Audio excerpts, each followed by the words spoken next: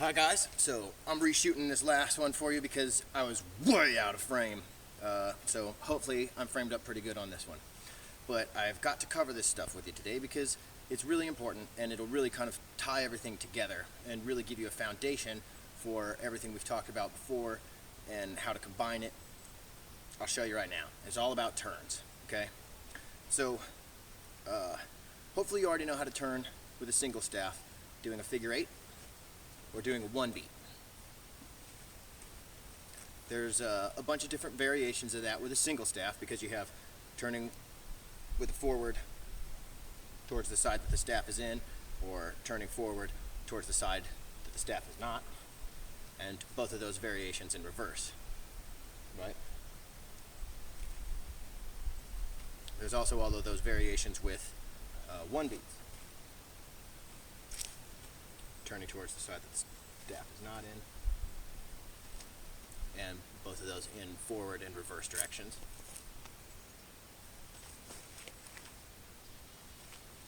Right? So if you've been practicing those, then all this should be pretty easy. It's just a matter of taking all of those and applying the timing and direction variations to them. One thing that kind of reduces some of the number of variables is the fact that you're going to be doing the side that there's a staff in both hands now. So that variable is taken out, but the timing and direction variable is added, so there's just as many of, if not more, variations. So I'm just going to try to quickly run through the variations with you right now. So we have turning towards the forward side in same time, same direction, with one beats. When the staff is at a 45-degree angle from the ground, you initiate the turn. When you're about 90 degrees, the staff should be horizontal, and then just like that until you're 180 degrees around. You'll notice that your staff is rotating to you relatively. Both of them are in the same direction, but now they're rotating to my right. So I'll turn again. They're rotating to my left. Cool thing about that is now I can practice my one beats in to my left and to my right.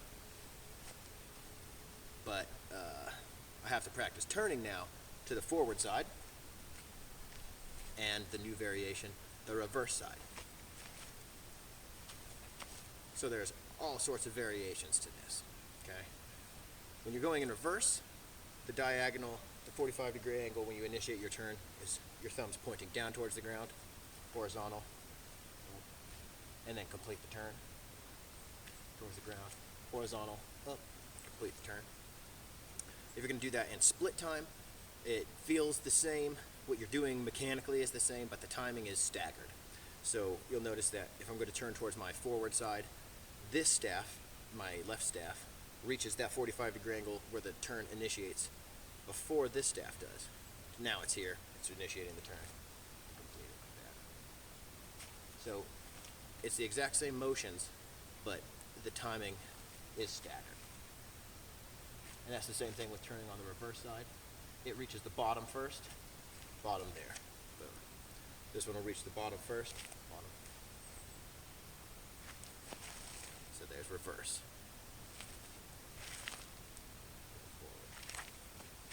Oops, cheated on that one. Okay, next we'll go into butterfly, and opposites. And opposites, I think the easiest way to learn opposites turning is in the split time variation, because they're both at horizontal at the same time, and that makes it pretty easy. So let's start both of them moving forward like this. We'll say one, no matter which direction we turn, left or right, one staff will be going towards its forward and one staff will be going towards its reverse direction. So we have one staff, this one's going towards reverse, okay? So I'm going to initiate the turn when it's at a 45 towards the ground. This one's going in forward, so I'm going to initiate the turn when it's at a 45-degree angle upward. Boom. Cool part about split time is they both meet in the middle at the same time. Turn and complete the rotation.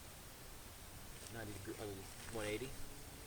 And then the same thing going this way. Now this one's going forward, this one's going reverse, right? So I almost think of it like a little mouth. Chomp, and then opens back up. Chomp. Chomp.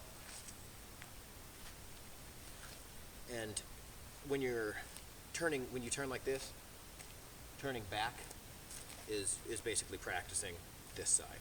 So if you're turning, this one's pointing upward, this one's pointing downward, chomp. It's the same feeling thing.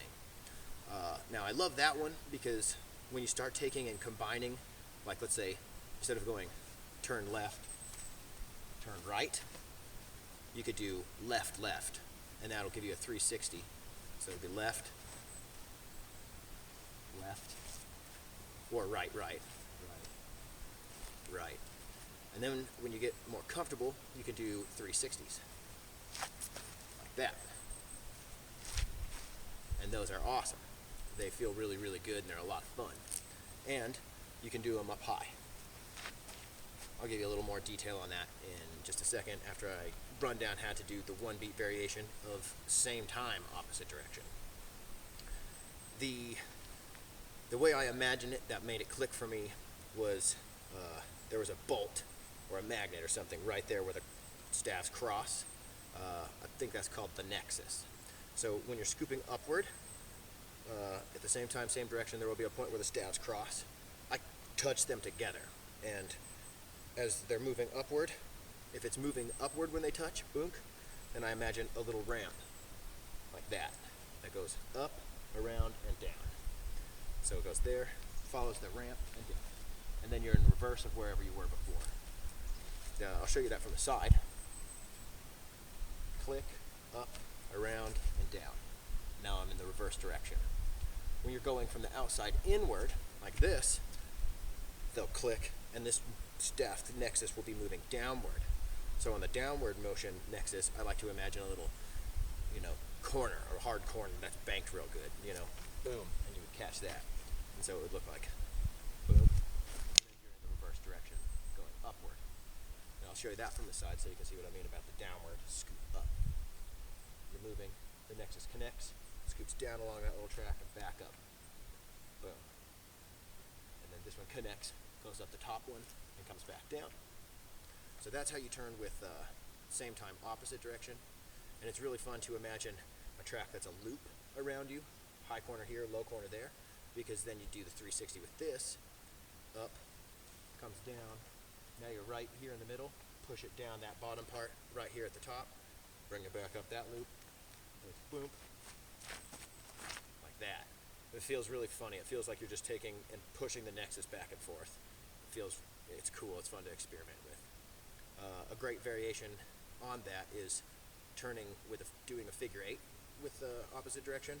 The nexus meets, roll it across your knuckles, and then you push that new nexus that's on your pinkies, you push it upward and turn. And now as you're coming down, roll it across your knuckles, create a thumb side nexus, push it downward and turn, roll across your knuckles, push it up, push it down, push it up. There's that down ramp, that up ramp, that down ramp. You can turn in both directions, just like we were doing before. And you can also turn 360s.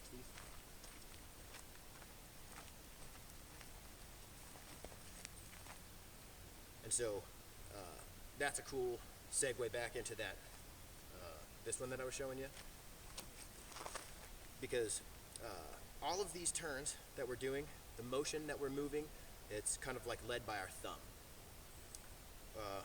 With exception of those ones that are above our head, we start using our pinky to lead them, right? The pinky it's exactly the same. So like both of them at a 45-degree angle down, horizontal, 45-degree angle up, 180. Or we complete it all the way with a 360. Now if we bring our pinkies up, like we were doing before, pinky side, one beats, it's the same thing. 45-degree angle down, horizontal, up, complete the 180. Or you can do it all the way into 360. Right? And in both directions you want to do all that stuff. Just like we did all these lower turns. Boom. And so that's how we were getting this one going on. This one is just the same thing as the lower one, but we're using our pinkies. And so you can really start freaking out and having a lot of fun with like turn, turn, turn. It looks just kind of crazy. And you can almost make weaves out of them. So you have like a forward, you could go boom, boom, boom, boom, like that, or reverse.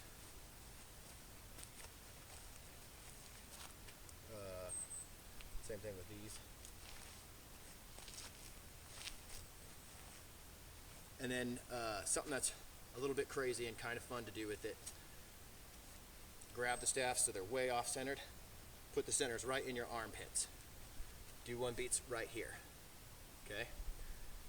As soon as you get here, do the chomp and turn, chomp and back, chomp and turn, chomp and back. This is just a cool little trick. It's fun and it looks crazy. And then you just loop that over and over and try to do it pretty quick. It feels like you're just freaking out and making your arms go up and down, but it makes a really cool pattern when the staffs are on fire. Hopefully I was in frame that time. Hopefully I got everything across clear enough that you guys can start utilizing that to come up with your own moves and explore all the possibilities of double staff. I'll see you later on with some tricks.